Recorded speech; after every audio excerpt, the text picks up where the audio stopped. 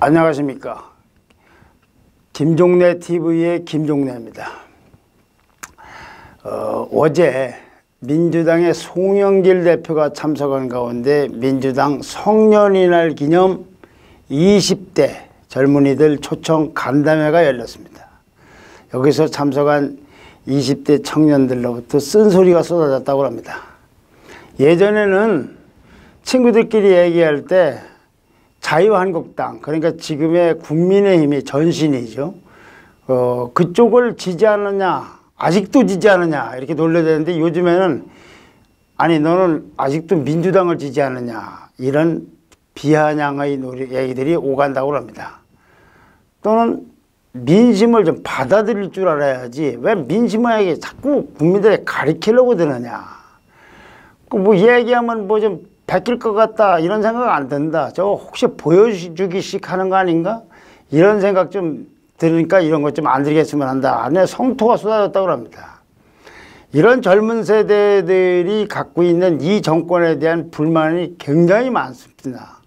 여러 가지가 있는데 그중에도 아마 가장 불만이 많은 건 아마 부동산 정책일 겁니다. 오락가락하는 부동산 정책에 불공정한 부동산 정책입니다.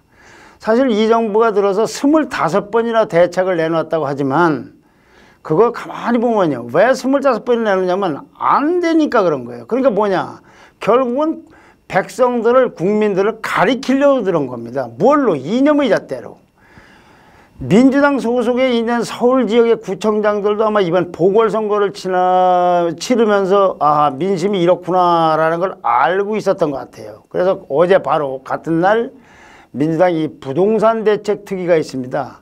여기 위원장을 이번에 김진표 위원장으로 새로 진선미 위원장으로부터 바꿨는데, 이에서 뭐 좀 대책을 마련한다고 이제 이 구청장들을 초대를 해서 좀 얘기를 들어봤던 모양입니다. 그런데 거기서도 아니나 다를까 이게 국민의힘 사람들이 하는 소리인지 젊은 사람들이 하는지 못하는 소리들을 여당 소속 구청장들이 하기 시작을 한 겁니다. 서울시장 보궐선거 후에 부동산 민심은 더 나빠졌다. 도대체 집을 팔라는 거냐 말라는 거냐.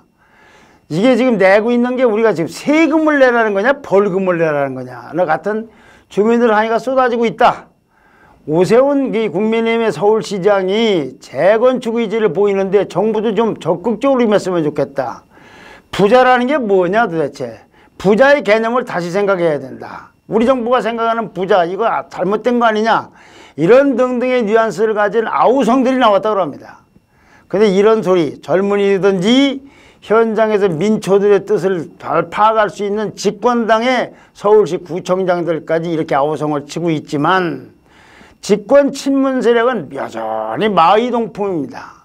역시 어제 같은 날 친문의 민주당의 최고위원이 몇 분 있는데 그중에서 한 3명 정도가 친문인데 그중에 대표적인 친문인 강병원 최고위원이 송영길 대표가 있는 최고위의 면전에서 송 대표와 당 부동산 특위가 추진한 아까 말씀드린 김진표 의원이 위원장으로 있는 추진하는 세금이라든가 무슨 대출 등등에 대해서 이제 부동산 규제를 완화하려고 하고 있어요. 이 송영길 대표나 김진표 위원장의 부동산 특위는 여기에 대해서 진단도 처방도 엉터리인 우리 부동산 특위에서 논의하고 있는 정책이 누구를 위한 것인지 생각해 봐야 된다. 부동산 특위에서 논의하고 있는 것이 진단도 엉터리 처방도 엉터리라는 겁니다. 부디 부자들 세금을 깎아주기 위한 특위가 아니길 바란다고 했다고 합니다. 지금 부동산 특위는요, 아까도 말씀드렸지만 종합부동산들을 포함해서 이 재산세라든가 취득세, 양도세 등 이런 등의 거를 완화를 시키고 대출 규제를 좀 완화하고 감면하고 하려는 입장입니다. 그래서 어딘가 맥혀있고 이 황당무계하게 되어 있는 부동산 정책을 좀 고쳐보려고 하고 있는데, 그래서 구청장 간담회도 그 일환으로 열린 건데, 그런데 이 강 최고위원은 부동산 특위가 공시가가 9억, 시가 15억 이상의 고가주택에만 부여되는 종부세 기준을 상향 올리고 다주택자들에게 부과되는 양도세 중과유예를 연기하는 문제를 다루고 있다고 하니까 참 우려스럽다. 지금 이 완화하려는 거에 아주 제동을 걸고 있는 겁니다. 투기 억제라든가 보유세 강화라 이런 우리 문재인 정부의 부동산 정책의 기본 방향에 역행을 한 것이다 라고 일체 몰라서 제동을 걸었습니다. 친문이 이 완강한 입장을 고수하면 결국은 송영길 대표라든가 김진표 특위 기타 비문 등이 생각하고 달라서 민주당 내에서 때 아닌 또는 필연적이기도 할 수 있는 부동산 노선 투쟁이 벌어질지도 모를 일입니다. 그런데 이렇게 돼서 결말이 어떻게 날 것 같으냐. 제가 보기에는 이거 거의 뭐 기대에 걸 필요가 없을 것 같습니다. 이제 너무 늦었고 백약이 무효인 것 같습니다. 그 아주 깜짝 놀랄 만한 사례 때문에 더더군다나 그런 생각이 듭니다. 대전에는 이 관세청 산하의 관세평가분류원이라는 게 있답니다. 약칭으로는 관평원이라고 합니다. 저도 이걸 이번에 언론 보도를 통해서 처음 알았습니다. 관세청 산하에 있는 이 관평원 얘기를 보면 이게 우리나라가 이게 아프리카에 있는 추장국가나 부족국가만도 못한 거 아닌가 하는 생각이 듭니다. 어떻게 대명천지에서 이런 일이 벌어질 수 있는가 하는 생각이 듭니다. 이러고도 이게 정부인가 하는 생각도 듭니다. 문재인 정권이 얼마나 한심한 정권인지, 행정부 간의 일, 행정부의 저는 말도 안 되는 짓, 그리고 부동산이라는 그 문제를 근본적으로 보는 눈이 어떤 것인지, 하여튼 이 문재인 정부의 문제점이 아주 종합적으로 되어 있는 종합백화점이 되어 있습니다. 그래서 이걸 보면 단 1%도 기대를 거는 것이 옳지 않다. 기대를 오히려 포기하는 게 낫다는 생각이 들 정도입니다. 관평원은 원래 대전에 있는데 세종시가 옆에 있지 않습니까? 거기에 이전 대상이 아닌데 예산을 무려 171억 원을 타내서 세종시에다 청사를 지었답니다. 근데 이게 그 이전 안 된다고 해서 무산이 됐답니다. 자, 관련 부처 여기에 이제 이전을 하려면 여기에 관련 부처가 행안부하고 기재부인데 여기에 대해서는 이전 대상이 아닌 데다가 세금을 171억 원을 지원했어요. 그리고 세종시 아파트 공무원에게 주는 특별공급 대상으로 여기 그 관평원의 직원들에까지 그런 특별공급을 받을 수 있는 대상으로 지정을 해줬어요. 2005년에 고시된 이 세종시 이전 계획에 따르면 이 계획에는 관평원은 원래 수도권 소재지가 수도권에 있는 관청을 세종시로 옮길 때만 문제가 되는데 이건 그러니까 수도권이 아니에요. 대전에 있기 때문에. 그래서 여기 이전 대상이 아닌데 세종시 이전 규정을 담은 규정이 이 법이 행복도시법인데 이건 묘하게 수도권에 있는 공공기관 이전하는 것만 기술하고 있다는 겁니다. 그러니까 입법 미비입니다 이게. 다른 지역이 세종시로 이전하는 것에서는 규정이 없답니다. 이런 교묘한 입법 틈새를 이용해서 관세청은 관평원도 대전에 있지만은 세종시 청사로다 이전하는 걸 추진을 한 거예요. 거의 규정이 없다고 그래서. 그러니까 기재부는 또 행안부하고 합의도 안 됐는데 관평원 청사 건립의 예산을 아까 말씀드린 대로 170억 원을 배정을 해줬어요. 관세청은 어디냐? 기재부의 의청입니다. 같은 식구들이에요. 세종시건설을 책임진 행복청은 그러니까 또 관평원의 청사지을 땅을 매매를 승인해주고 관평원을 특별 공무원 아파트 특별공급 대상 기관으로 지정까지 했어요. 이야, 참 수도권이 아닌 데서 가는 거에다가 예산도 지원해, 부지도 발표, 그리고 관평원의 고인 직원들은 특별공급을 받아야 된다. 2018년도에 행안부가 이런 사실을 뒤늦게 파악을 하고 제동을 걸었는데 막무가내로 공사를 강행했답니다. 관세청이 왜 이렇게 세게 놀았느냐?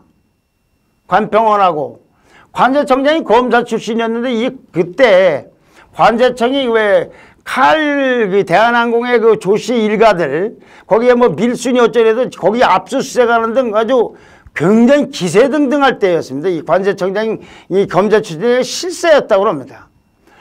그런데 이거 어떻게 뭐 그대로 강행을 하니까 어찌어찌 하다가 도저히 2019년도에는 행안부 장관까지 나와서 감사원에다 공익감사를 신청했는데 이것도 위야무야가 됐대요. 그러더니 관평원이 세종시 이전이 언제 무산됐냐면 청사가 다 진 다음에 무산됐답니다. 그러면은 세금 171억을 들여서 작년 5월에 완공을 했다는데 이 청사는 1년 가까이 지금도 빈 상태로 있는 거예요. 그렇게 무리를 하고 하지 말라는 걸 지어놓고 공무원들 특별 공급까지 해주는 상태가 됐는데 지어놓고 지금 이전을 못하고 있는 거예요. 유령 청사가 된 겁니다. 텅 빈 청사. 그런 사이에 이 관평원 직원이 82명이라는데 그중에 49명은 아파트를 특별 공급을 받았어요. 이 특별 공급을 받는 게 뭘 얘기하느냐. 특별자가 얘기한 것처럼 민간 분양보다 훨씬 싸요. 경쟁률도 낮고 그리고 주변 시세보다도 훨씬 낮아요. 가격이. 그래서 여기 있는 공무원들은 관평원 직원들은 4억 내지 한 10억씩 이익을 내겠답니다. 이런 모습을 보면서 아까 말씀드린 대로 아직도 민주당을 지지하고 있냐고 하는 이 젊은 세대들 눈에는 송영길 대표가 얘기하는 간담회 같은데 아무리 얘기를 하면 뭐합니까? 아니 어떤 개인이 정부의 감시를 틈타서 또는 정부가 뭐하는 걸 몰래 하는 것이 아니라 행정부 관청 자체가 저렇게 말도 안 되는 무법순진하면서 자기네들끼리 특혜를 하고 있으면 그걸 젊은 세대 눈에 어떻게 보이겠습니까? 이거는요 젊은 세대뿐만이 아니지만은 아까 말씀드리니까 젊은 세대가 그런 말이 있다고 특별히 드리지만 저부터도 화가 나는 일이에요. 이거는 수사를 해야 될 일입니다. 왜 이런 일이 벌어졌는가. 일벌백계를 하고 저 아파트 같은 거 전원 취소를 시켜야 됩니다. 그거 받은 거. 또 관평원만 이랬으라는 보장이 있습니까? 다른 주사 사례는 없겠습니까? 지금 세종시에는 유령 청사가 없는 거 여기 말고는 없을 것 같습니까? 그런데요 당시 행안부 장관이 이 일이 와중에 처음부터는 아니지만 와중에 행안부 장관을 한 사람이 김부겸 현 총리입니다. 김부겸 총리는 뭐라고 했습니까? 국민 통합을 제1의 목표로 둔다고 하지 않았습니까? 모든 얘기를 들어서 대통령이 가감없이 전달한다고 하지 않았습니까? 김부겸 총리는 행안부 장관 시절에 왜 이런 일이 있었나부터 해명을 하고 반드시 사태 해결책을 내놔야 된다고 봅니다. 수사는 수사고요. 리얼미터가 YTN 의뢰로 지난 10일부터 15일까지 5일간 실시한 여론조사 결과를 보면은요. 국민의힘이 35.4%의 지지를 받고 민주당이 29.9%를 기록했습니다. 두 정당 차이가 5.5%입니다. 이 한 오차 범위를 벗어난 겁니다. 이게 한 9주째 계속되고 있습니다. 문재인 대통령의 국정 수행 지지율, 문재인 대통령 지지율은 2주 연속 36%입니다. 자, 29%, 36%. 저는 솔직히요, 이런 수치마저 나온다는 것도 정말 불가사의라고 생각이 됩니다. 어떻게 아직도 이렇게 높은 수치가 나오는지 모르겠어요. 이거보다 더 황당한 게 낮아야 될 것 같은데. 아마 조금 더 시간이 지나면은 민주당을 아직도 지지하냐는 비아냥이 아니라 민주당을 지지하면 범죄 행위라는 소리가 나오지 않을까 걱정이 됩니다.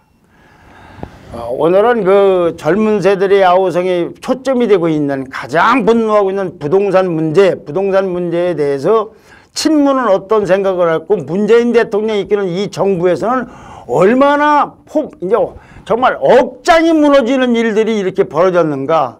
관공서가 지네끼리 서로를 무시하고 유령 청사를 짓고 거기서 아파트를 공급받고 이러고도 내로남불이 아니고 이러고도 반심을 했고 이러고도 죽비에 맞은 것처럼 정신이 차렸다고 하는 이 정부에 대해서 정말로 조금 지나면 아직도 지지하는 비아냥이 아니라 저당을 지지하는 건 범죄행위 아니냐는 소리가 나오지 않을까 걱정이 됩니다. 그런 말씀을 드렸습니다. 구독 신청과 좋아요와 댓글 부탁드립니다. 감사합니다.